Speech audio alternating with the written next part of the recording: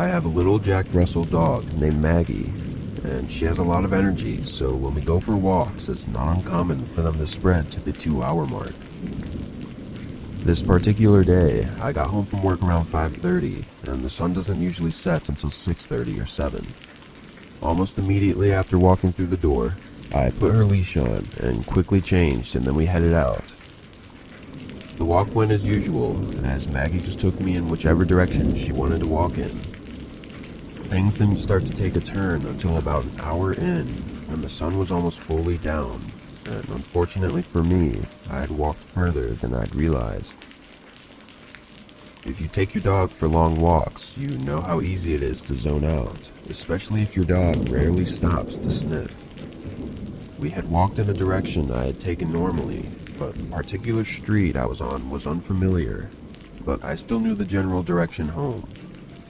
I started to turn around, but Maggie was standing still, and then she began whimpering softly, and that's when I saw it.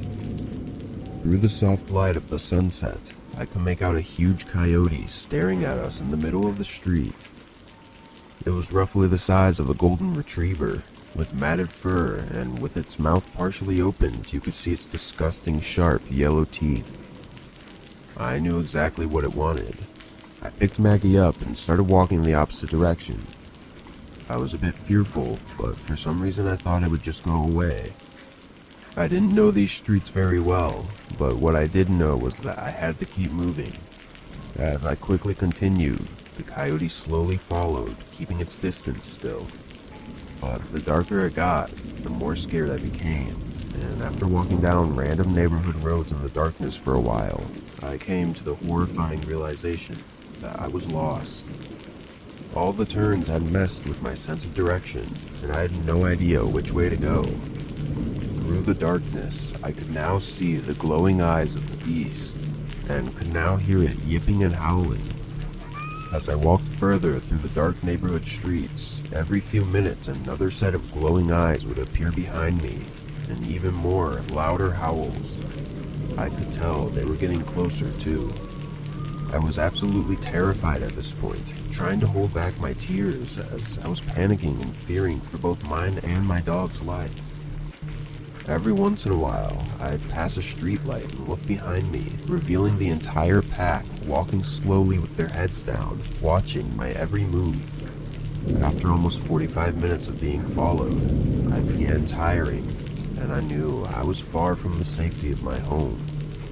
Maggie began whimpering louder too, which made me even more emotional as I knew that she was aware of what may soon happen. The howling and yipping became more frequent, growing louder and closer. I looked back one more time to see all of their eyes staring at me from only 30 to 40 feet away.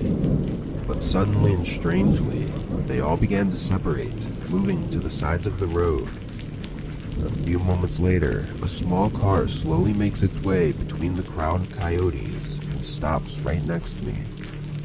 A lady rolls down her window and asked me if I needed help. I was so thankful for her and told her to please take me home. There are almost no circumstances in which I would willingly get into a stranger's car, but I really had no other choice. The lady was really nice and seemed terrified for me. I was crying at this point, knowing I had just been moments away from a grueling attack. She kindly dropped me off at my house, which was almost 20 minutes from where she picked me up. I live in a nice neighborhood, one where you don't have to worry about your house being broken into or carjackings. The only growing problem in our neighborhood, and many neighboring ones as well, is coyotes. It's been a few years since this incident happened to me, and as time went on, there became more and more showing up around town, getting bigger and stronger. The public knows to be cautious, especially in parks where there are tons of trees and places for them to make home. Signs were put up letting people know of the popular areas where anywhere between 3 and 20 have been spotted. There have been news stories coming out, such as groups of coyotes leaping over fences and taking small dogs, and larger animals being found torn apart in kids' parks. Very sad stories, and some even a little scary. But you never think of coyotes as being an immediate danger until you're being followed in the middle of the night by a pack of the hungry and merciless.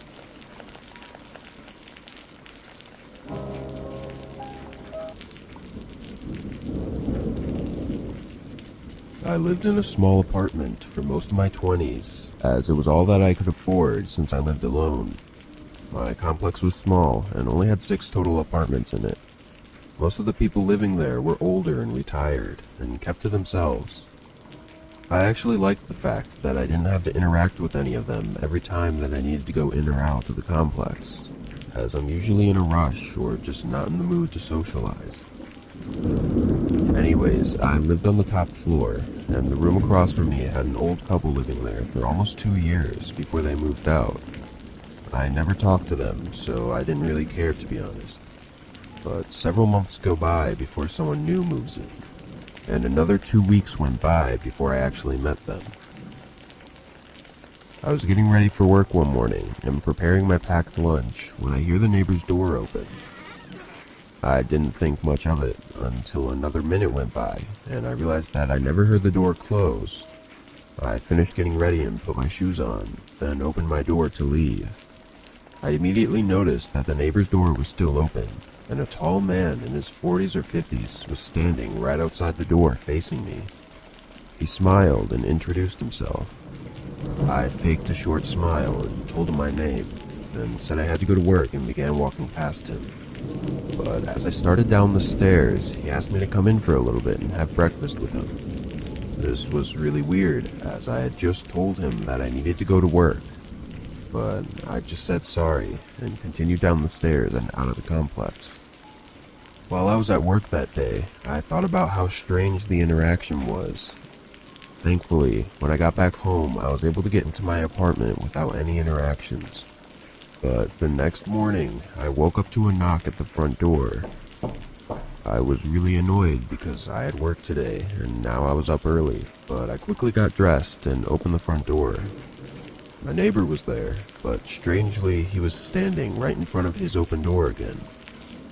He asked me to join him for breakfast again, to which I obviously declined and told him in a more aggressive manner to not knock on my door so early.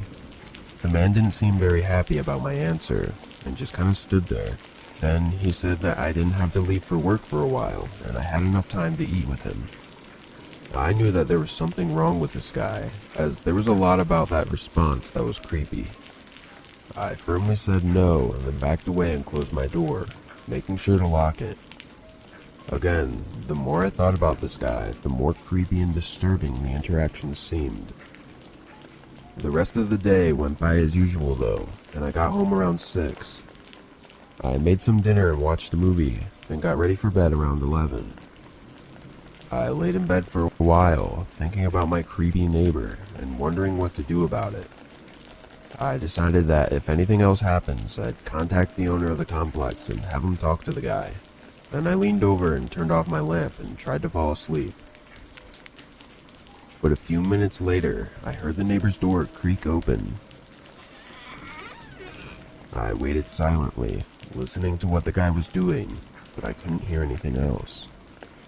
Again though, I never heard the door close. I was pretty nervous, unsure of what the man could possibly be doing this late at night.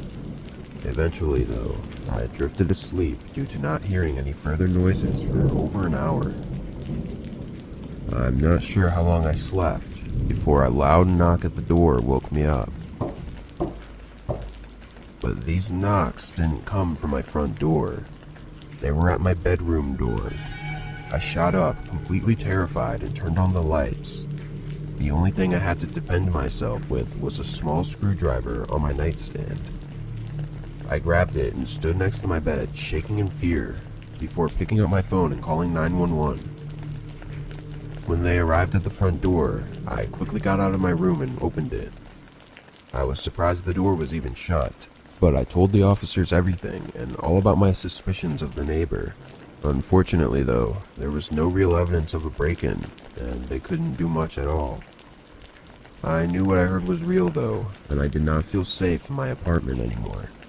I called my sister later that day, and she agreed to let me stay at her place for a few days. Those days went by quicker than I hoped though, and I started driving back to my apartment on Saturday evening. I tried to stay calm, assuring myself that the guy had given up by now and everything would be okay. I pulled into the parking lot and made my way into the building. The sun had just set, so the staircase was dim. I slowly made my way up, trying to stay quiet as to not let my neighbor know that I was coming up. Once I reached the top, I saw his door was closed and I got a big sense of relief as I quickly made my way through my door and locked it behind me. I dropped my bag in the hallway and turned on the lights as I turned the corner into my living room. I jumped back screaming as the man was sitting right on my couch staring at me with a wide, awful smile. I sprinted out of the entire complex and into my car, then called the police again and waited for them in a nearby parking lot. When they arrived about 10 minutes later, we drove up to the complex and they went into the apartment while I waited by my car. Surprisingly, they came out just a minute later with the man in handcuffs. They said he was still sitting on the couch and that they also found a small knife in his pocket. The most disturbing part of this whole situation, though, was that when he was questioned, he admitted to breaking in 3 separate times, and I only knew about the 2 incidents, which meant that at one point he was hiding in my apartment, probably watching me without me even knowing.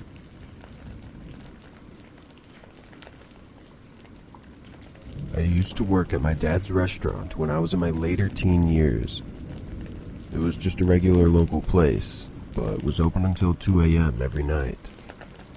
During high school, I would only work after school until 8, but once I graduated, I started working the closing shifts to save up money for college. The restaurant would be surprisingly busy at night, all the way up until closing. Mostly, it was just people picking up online orders, but sometimes groups of friends would come in and hang out at one of the tables while they ate. I definitely preferred working at night, though, as I would be the only one there and didn't have to listen to my dad bossing me around. Anyways, after 6 months of working nights, things started to get pretty weird. It was almost closing, around 1:45 a.m., and I was in the back cleaning when I heard the door ring. I finished up what I was doing and made my way to the front counter. There were 2 young men who looked really tired. One of them came up to the counter while the other one stood at one of the tables. "Our dining room is closed for the night, but I can still take a small order if you want it for takeout." The man at the counter just stared at the menu and didn't say anything. I stood there uncomfortably as the man shifted his gaze to behind me as if he was inspecting the place. A few seconds later, the man by the table quickly walked out and the other guy followed. It was definitely the weirdest encounter I'd probably had, and I couldn't really think of any reasonable explanation. I kind of just assumed that they were planning on robbing me, but then decided otherwise for some reason. The next morning I told my dad about it, and he said I could start locking the doors at around 1:45 for the next few days. Another week went by with nothing unusual before it happened again. I had a customer picking up an order around 1:30, and almost as soon as he left, one of the men from last week walked in. It was the one that was standing at the table, and I noticed right away that he was wearing the same exact clothing as last time. However, this time he came up to the counter. He looked me in the eyes for a second, and then asked me if I could help him jumpstart his car. The way he said it was really creepy, and it was very obvious that there was something else going on here. Sorry, I have to stay in the restaurant during my shift." His face immediately shifted into a frown. He said it would only take a minute, and no one would know that I left. At this point, I knew something was very off, and I started to panic a little bit in my head. He started making his way back to the door, gesturing me to follow him. I honestly wasn't sure what to do, and was really freaking out, but my fight response was starting, and my adrenaline was pumping. It's worth mentioning that I'm not really that big of a guy at all, and this man was much larger than me. Plus, I was pretty confident that the other guy was nearby too, probably ready to jump me if I didn't comply. But I figured I was screwed either way, so I might as well try to fight. I grabbed a pair of scissors we had behind the counter and stood my ground.